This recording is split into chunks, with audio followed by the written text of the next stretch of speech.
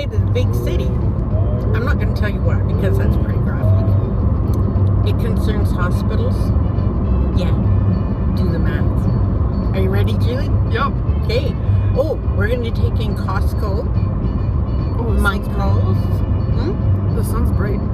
I know it's bright. It's like 6:30 in the morning, people. We leave early because the big city's like 2 hours away. I'm driving, so I should pay attention to my driving. We'll record again in a little while. Good morning, everyone. Today is a walk and chat day. It's kind of a cloudy day. We had a lot of rain last night. Those of you who've looked at my previous videos, I have a watering system for my garden, and all the barrels are full again, which makes me happy. Today I'm going to talk about some challenges that I have faced in my life. I'm 71, so those challenges are quite a few. One of the main challenges for myself is I have Crohn's disease, and I also have kidney disease. Crohn's disease is a challenge, and I want everyone to be aware that I am not an expert in this field. I've only had Crohn's for over 30 years. What works for me may not work for you, and always get information from your specialist, from your doctor, and always follow their advice, which I have done over the years. Crohn's disease affects your digestive system from top to bottom. It can occur anywhere within that area. When I was in my early 20s, I had over 20 feet of my intestine removed, which means I only have 6 feet left. I do extremely well, and I often joke and say I have hypothyroidism too, so yeah, I don't lose weight easily, which is not a big deal for me because I'd rather be a little bit overweight and have something to fight with rather than be skinny. That has never been anything that I've ever strived for. Crohn's disease for me has been in remission since I was in my early 60s. And they did tell me when I first got it that, and it was fairly new research when I was diagnosed with it. I had a wonderful gastroenterologist. I had him for about 20 years. And he said, I'm going to teach you how to handle your disease because it's not what we're knowing. And he was a specialist in that area. He's since retired. He retired at 82, and both of us had a tear in our eye when we said goodbye. He's helped so many people. The occurrence of Crohn's in the area I live in is pretty prevalent, and we're oil and gas sector, so I don't know if that has anything to do with it. He didn't know either. And it's not really known what causes Crohn's. I don't believe there is a cause. But in my family, my brother has it as well. Both of us had surgeries. I only had one surgery. I was really fortunate. I'm very careful about getting the proper rest. I'm careful about what I eat. Some days I can eat things and other days I can't. So I just go, my body kind of tells me. I don't know if that sounds strange. So with Crohn's, I often joke that I'm a really good person to travel with because I know where all the washrooms are. It's the very first thing I check out. You never know when you're going to need one. I won't go into that in detail, but you never know. I've never had to have an ileostomy or a colostomy. Is it called a colostomy? I'm not sure. I've never had to have that. And at this stage of the game, I really can't have it.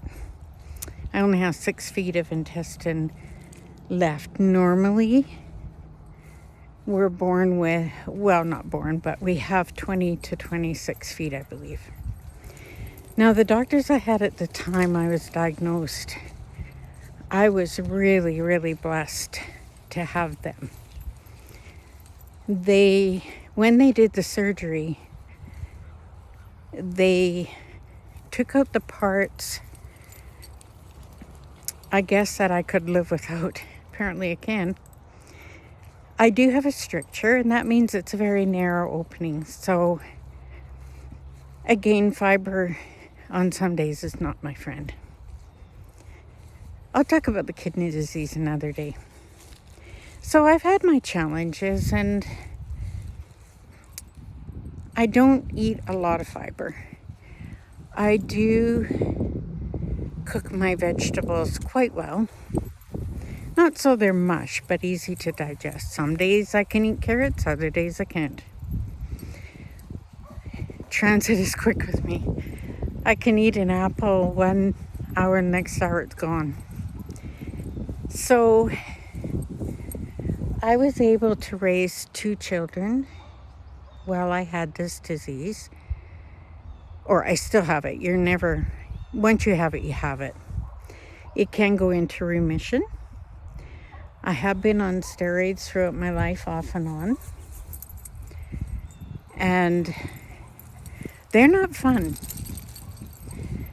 Prednisone makes me moody, bossy, opinionated, more so than usual. And it's not a really nice medication to be on. I eat things like sauerkraut, and it has to be, usually I make my own because it does help me with digestion. Again, everyone is different. You must check with your medical professionals before you start any changes in your routine or your diet. I exercise every day, and it has to be a planned exercise. So that means usually after I've been in the washroom, I have about an hour, maybe 2, where I can safely go on my walk. So life is I instinctively just work it that way. And it works for me. When I'm traveling, I have a tendency not to eat much until I get to where I'm going. And if eggs are not my friend, I don't eat eggs very often, which is one of the really good sources of protein that's, for most people, easy to digest. So, if anybody's listening to this and you've been diagnosed with Crohn's, it is a terrible, terrible disease. It also has every disease has what they call a sister, I believe. I'm not sure about that. Somebody told me about that. I couldn't take it with a grain of salt. I take most things with a grain of salt. Lots of people have been telling me what I should do and what I shouldn't do. I just look at them and nod my head and agree with them because it's easy. Ooh, tripped on a root. That way, I don't get into a discussion with them. Because it can be very, very persuasive. I'll just say it that way. So, those of you who've been newly diagnosed with Crohn's, you will find what works for you. I strongly recommend that you work with your doctors. You read about it. You become knowledgeable about it yourself. I had one doctor tell me I had colitis, and I said, no, I have Crohn's. Oh, Crohn's, colitis. And I said, no, I have Crohn's. They are very different. And this was a specialist, just a new one I had recently. He's a little bit bossy, but I've had this for 30 years, and I'm going to do what works for me.